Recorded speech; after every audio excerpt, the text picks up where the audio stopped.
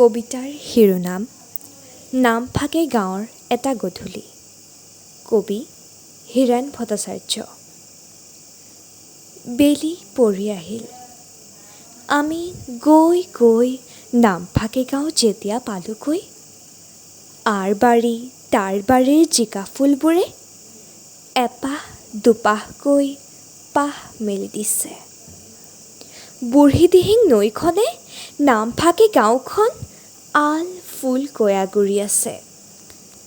দূৰৈৰ পৰাই মই নৈখনৰ মাতটো শুনিছিলোঁ, যেন কোন কাহানিবাৰ পৰা চিনাকি।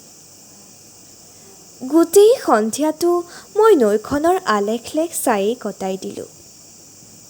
এন্ধাৰত ওখ পাখ ডাঙৰ ডাঙৰ গড়ৰ গছবোৰৰ ছাঁ। গছৰ গাৰ পৰা ওলাই আহি নৈৰ সোঁতত দীঘলটি পৰি আছে। গছৰ ছাঁ গধূলি দীঘে দীঘে লেং লেংকৈ বাঢ়ে।